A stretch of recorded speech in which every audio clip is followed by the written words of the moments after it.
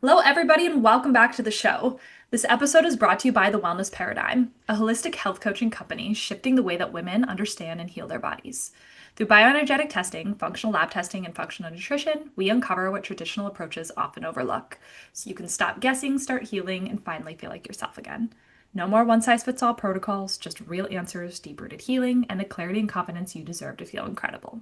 It's time to shift the paradigm of women's health. Now, on to our show. And good afternoon, Jess. Hello. I am excited you're here, and we've already pretty much could have scheduled a whole podcast episode from just chatting before this. We did.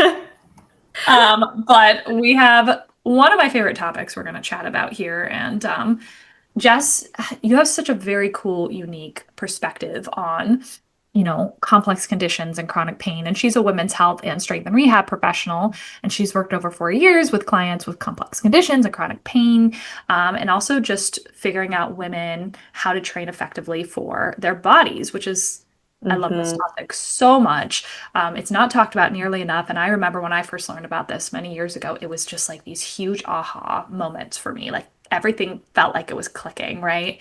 So we're going to chat a little bit about kind of her unique spin on things and how women can really safely work with their body and their cycle to just feel better, burn out less, flare less, and I love that we talk about not just feeling better as far as like hormonally, but also just physically, because that's just a huge hmm problem.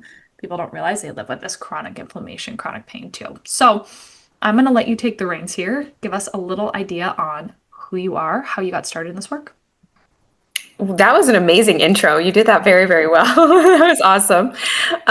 Yeah, so to piggyback off of what you said, I've been working in the strength and rehab field for now must be almost 15 years. And I've worked with thousands of people. I worked with really complex conditions, and I was working in rehab and rehab hospitals, skilled nursing facilities, ortho, and then have had my private practice for about a decade as well, and just worked with all sorts of different populations. And probably like your experience working as well, you start to have clients where you're like, there's something missing here. Like there's something here that's not working for them. What is it? So you become a little bit of a scientist, right? A little bit of a researcher. So I actually went into research and started learning more about trauma, stress, and pain in particular, based on my particular demographic that I was working with. Started doing continuing education work for other health providers in trauma, stress, and pain, and then applied that work to my own clients. The work that I do in women's health, I used to do women's health back in, I want to say about 2017. I was focused on that as well, and then focused a little bit more on rehab, came back to women's health. I had told you earlier was kind of this, just something I naturally did with myself as I structured my weightlifting around my cycle. And I didn't even think to talk about it. It just happened so naturally, just listening to my body. And then I asked it one day to my audience, like, would you guys be interested in this? And it just resonated with so many people. I Mhm. said, oh, okay, well, let's go down this road then. And it's been awesome. People have gotten great results with it. They're so happy. They're getting stronger. They're not feeling so burned out when they train. And I came from that background as well. I know you worked in the personal training world as well. We are told to train in this super hard, intense, fast way. The research that has been done on nutrition and fitness predominantly has been done on men. Yeah. So then we end up in this place of like, why do I keep getting injured? Why do I keep getting burned out? Why am I so fatigued working out? Working out's not for me. It's Mhm. just for your body. Oh, 100%. I mean, one reason I'm so passionate about women's health is it's because we're just not talked about enough, and we live in a masculine, world. We train and eat like, men, and we wonder why our body doesn't respond the same way. And then we feel broken. We feel like something's wrong with us. Then that spirals us, right? And so it's like this education is so powerful because it sets us up to understand our body so we don't feel crazy or insane or that something's wrong, and then work with it better so that we see better results too, right? So Yep. tell us a little bit about, when you talk about cycle or training with your cycle, like what does that mean? So many women have no idea their cycle has phases, right? Or that there's even different areas besides I'm bleeding or I'm not. So, give us a little idea on this.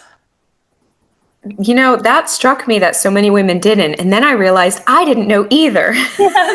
Like, wait a minute, like there was a large portion of my life I didn't know about the menstrual cycle either. Like we probably did learn about it in, middle school or something briefly. Like maybe I don't remember my childhood very much, but I feel like, maybe we touched on it, but very, very little. Sorry if you hear my dog a bit in the background. So everybody's menstrual cycle is a little bit different, right? And also I work with postmenopausal women where they might not have their cycle anymore, or women going through perimenopause where it can be a little bit funky, right? It's not very consistent. Or women can have different conditions where they don't have regular periods either. So I always say it just depends on your unique body, but generally we go through different cycles throughout the month. So we go through our bleeding, right? We go through menstruation for a few days. We start to trail into our follicular phase, ovulation, and then we're going into our luteal phase, otherwise known as PMS. So in those phases, a lot of different things are going on with hormones coming up, hormones coming down, mostly estrogen and progesterone. And I'm so happy we're seeing more information out there about how much hormones impact our mood, our energy, our performance, our recovery, our injury risk. Especially perimenopause, you probably see it all over the place too. Is like the information out, men are talking about perimenopause. I just saw a male personal trainer talk about it. Mhm. So yes, syncing everything with your cycle can really make sure we optimize for that performance and for our health. Do you want me to break down kind of how we sync the training with the cycle? I think that'd be great. Okay. So I focus on doing something. I'm so sorry. He's sneezing over there. He's normally a log. He's literally a log. He's my old gray man over there.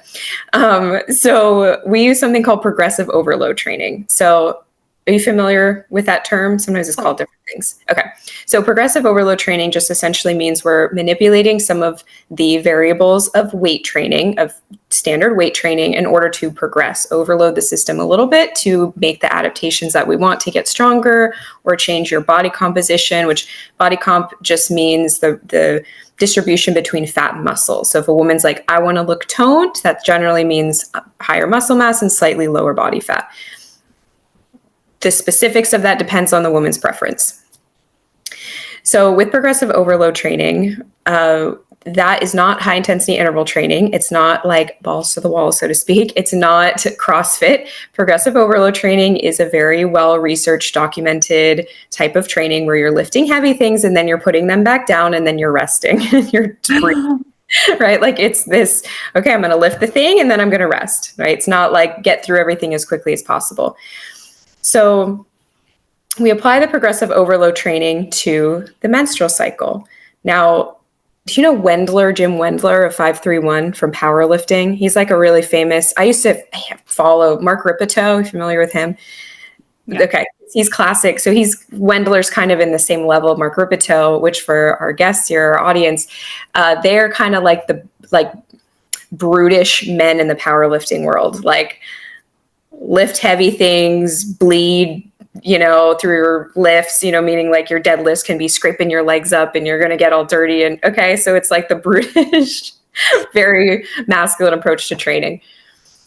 So even with Wendler, I learned from him back when I was like 19. And what he was training was cycling your loads. So doing 60% 1 week, 70% of your max effort, 80%, 90%. Are you familiar with that kind of standard powerlifting lifting?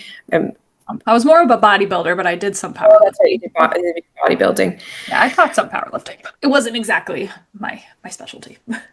And I didn't do like strict powerlifting. Powerlifting for the audience is the deadlift, the bench press, and the back squat, typically. But I followed powerlifting ideas. It just kind of resonated more with me.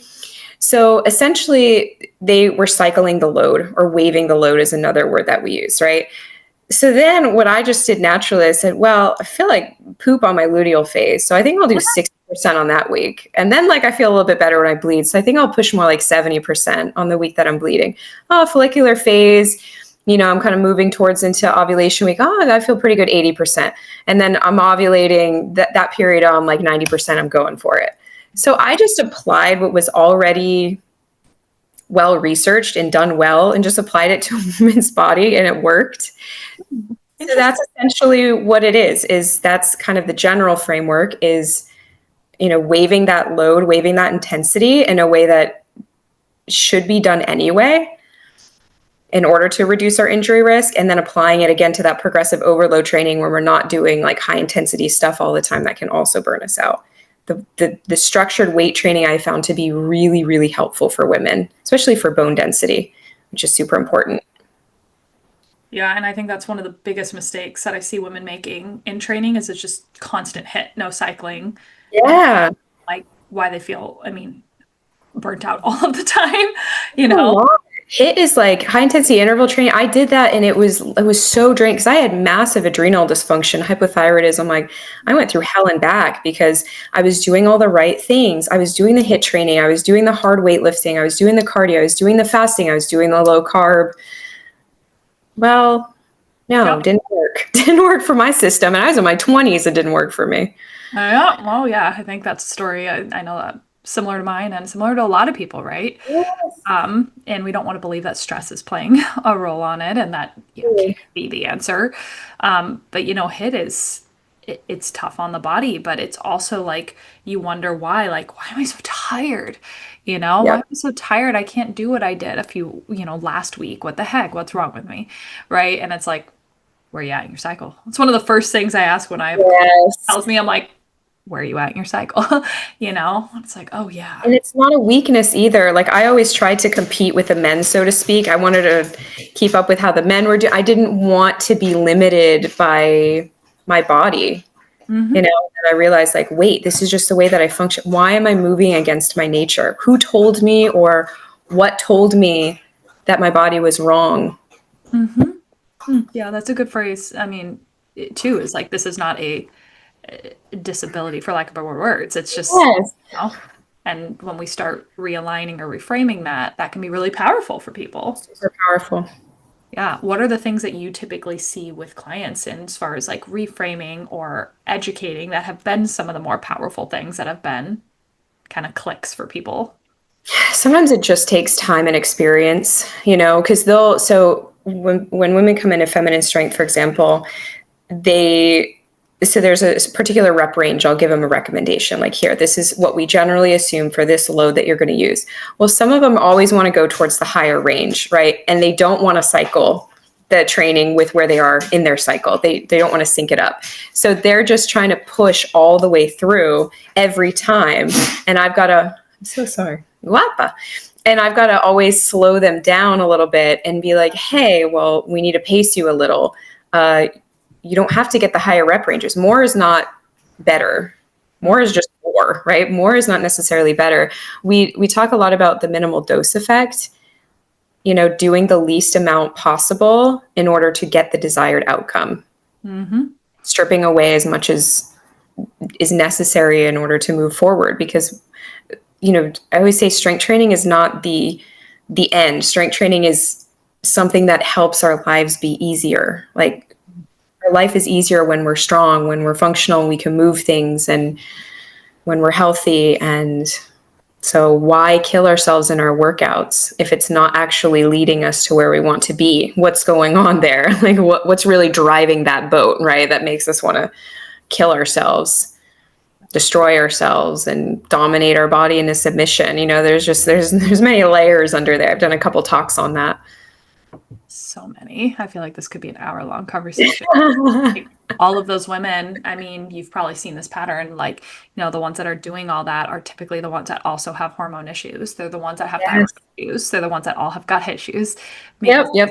chronic overachieving and feeling like we have to do more to be loved, to be enough, and that's why women are stuck. It's not stuck because they're doing the things, it's because they need to retrain and repattern, these old ways of thinking. But that's the Totally. harder shit, no pun intended, sorry, the harder stuff for people to do because you don't want to face that. It has to be a supplement issue. It has to be a training issue, a macro Yes. issue.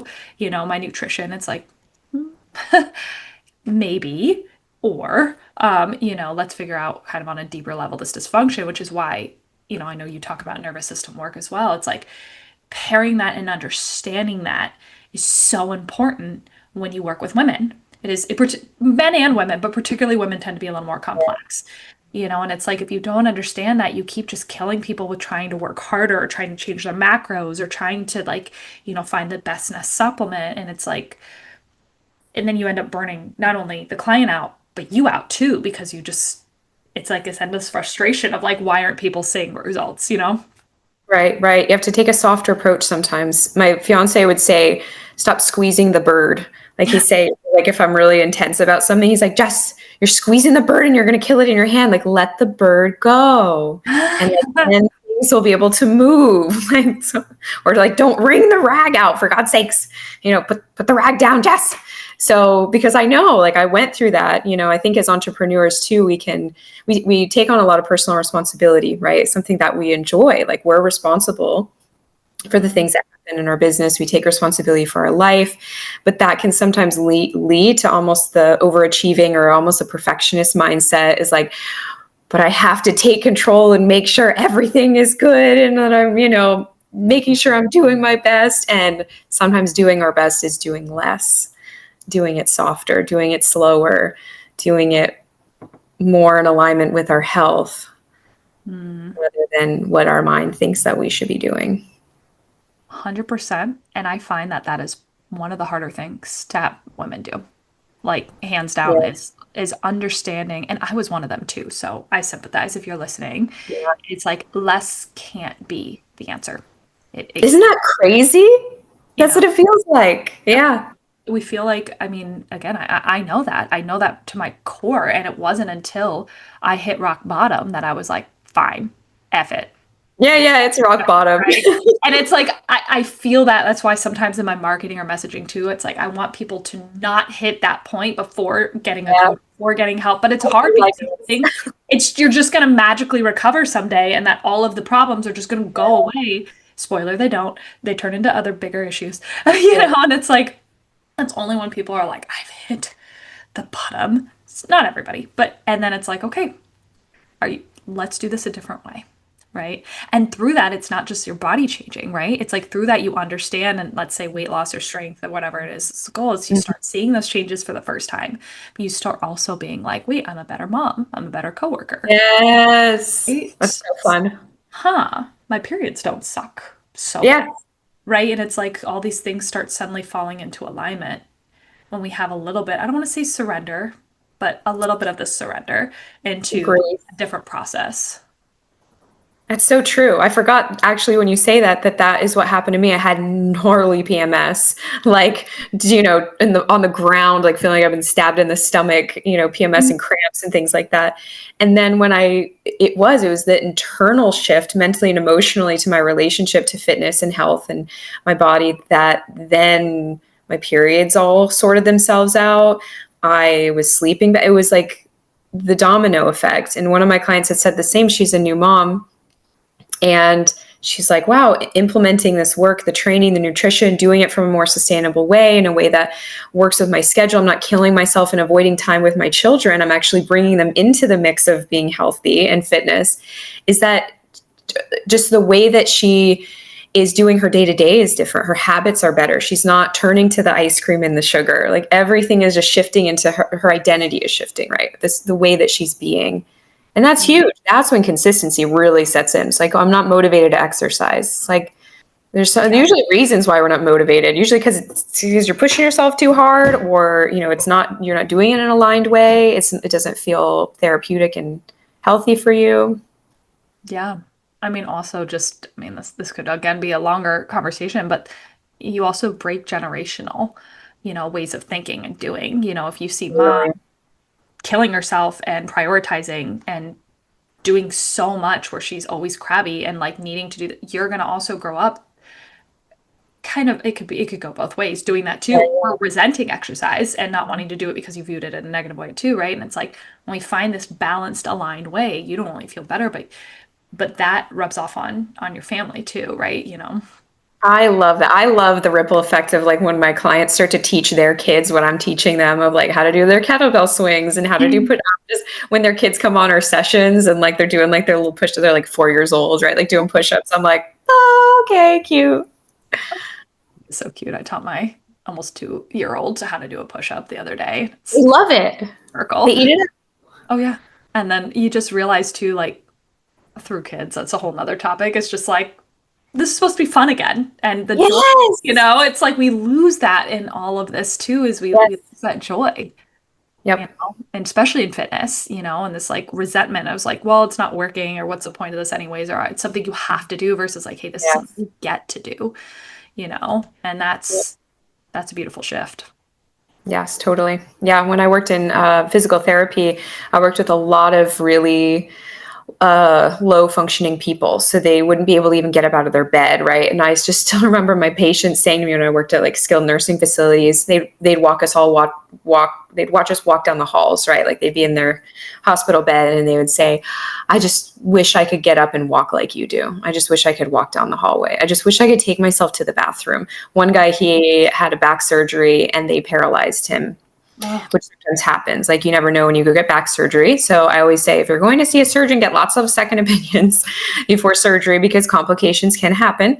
Um, Surgery can also be great, but so he had complications and he was paralyzed and he was maybe in his late 40s and he just wanted to be able to take himself to the bathroom. There's a sense of dignity with that too as well. And let me tell you, I was definitely inspired to lift weights and train and move after working in rehab. Like your ability to move and be strong uh, is not a given. no, no. And I mean, I witnessed that firsthand. Mine was a little bit of a reversal. I went from winning a bodybuilding show to being crippled, unable to Yeah. walk, unable to get out of bed.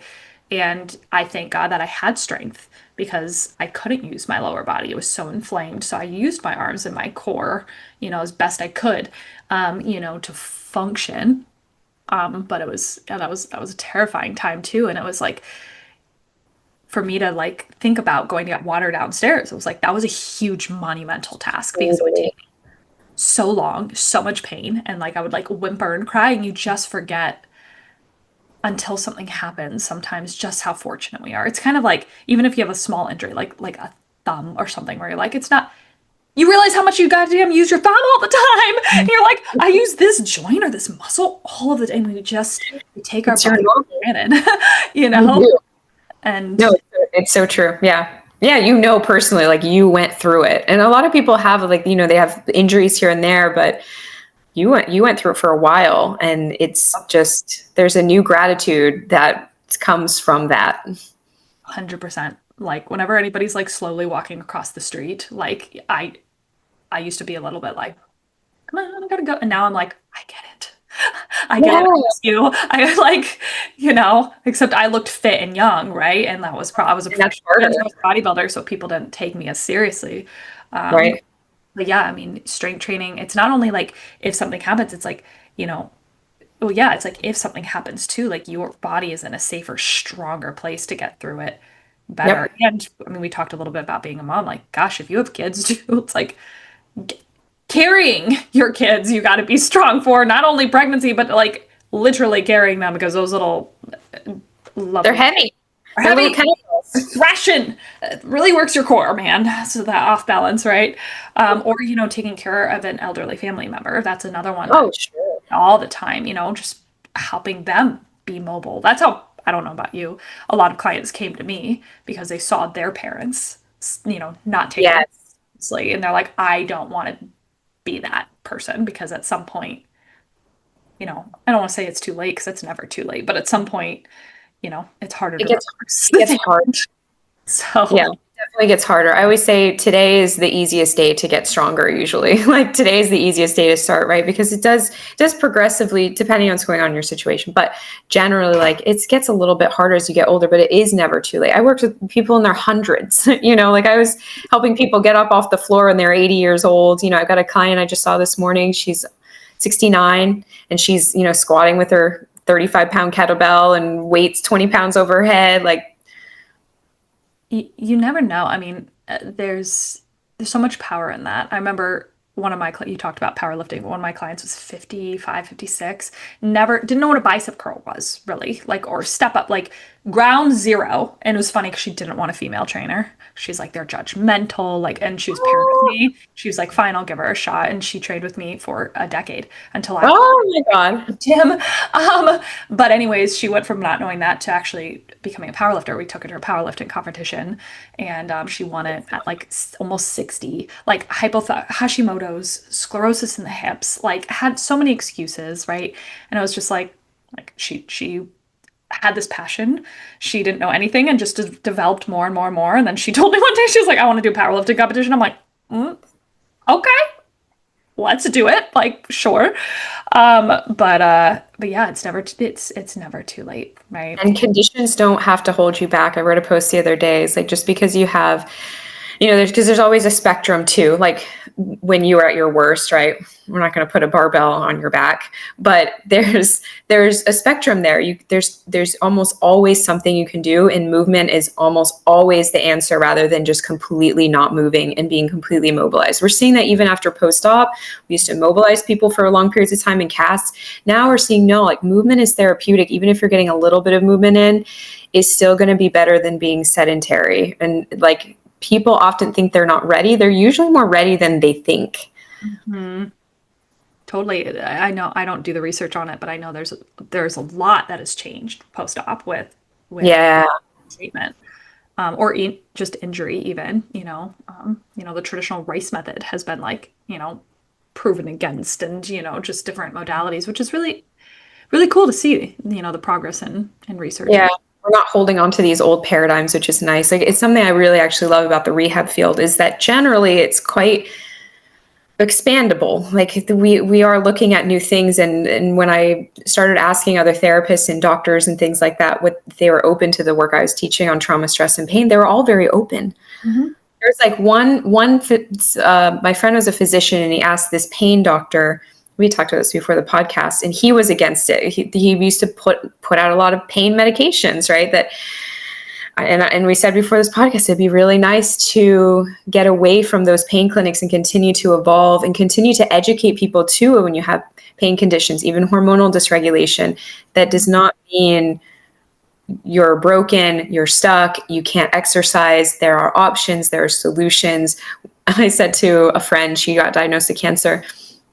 I said, I think we're in the best possible place in human history to get sick or injured because the advances we have and the opportunities to learn and grow in the support systems we have, professionals like us that are really in it, like really making sure that we can do optimal service.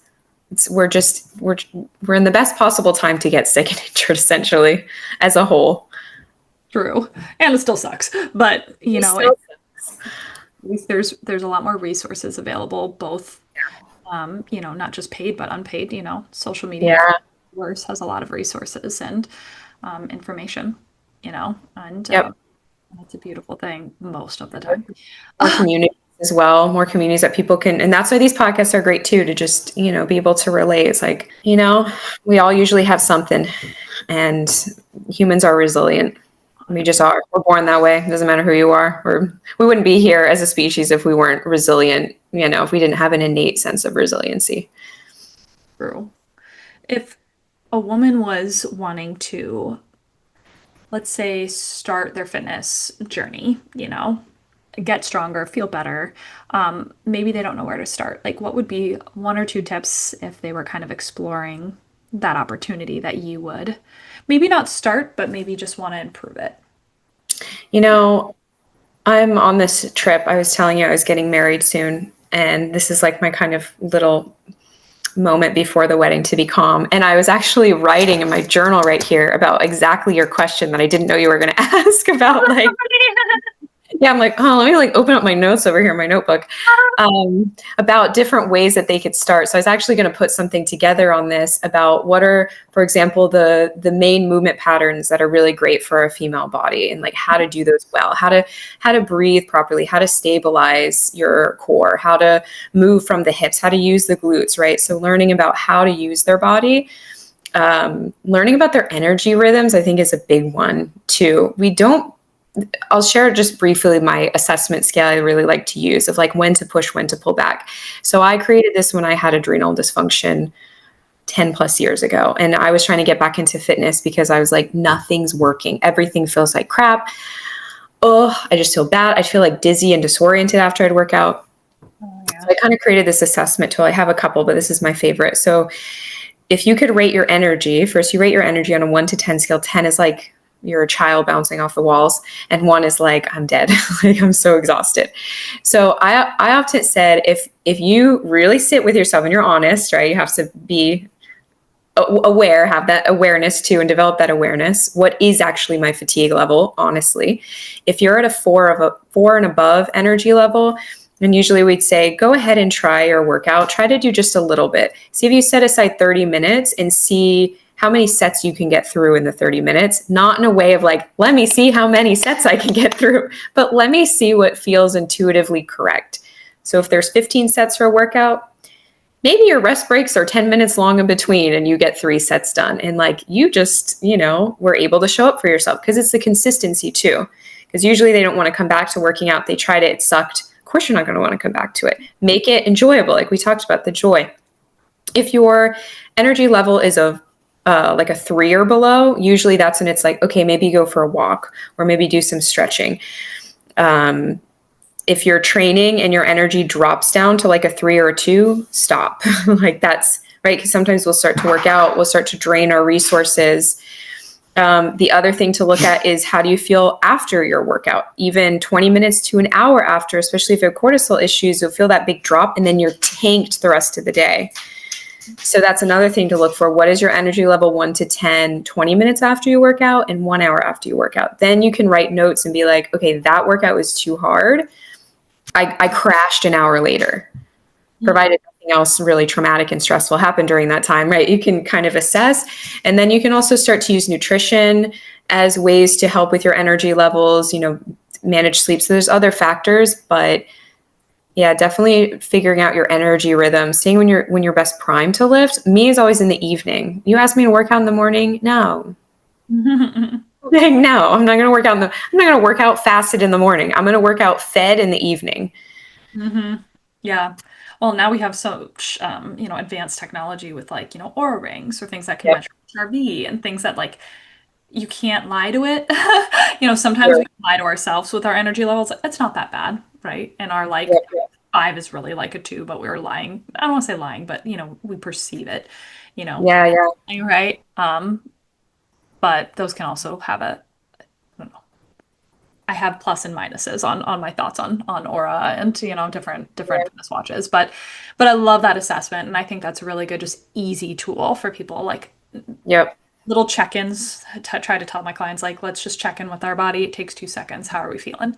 What's feeling a little off? How's our energy? Right? It's Yep. like, just being like, I know for my clients, it's like, hey, if we're feeling okay, but we're just like unmotivated, just like go 5 minutes, go warm up. If you want to call it from there, cool.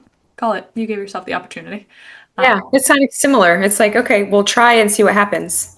yeah. Like you don't have to, you could do 5 minutes, you could do 10 minutes. Like what I do too is I'll spread my training out. So if I have my 3 days a week, I'll spread it out so that I'm doing, like last night, I was tired and I wanted to dance instead because I'm preparing for the wedding, right? So I'm like, I'm like having fun with the dance songs. And by the time I was ready to lift, it was like 7:45, and I'm like, well, now I'm tired and da da da.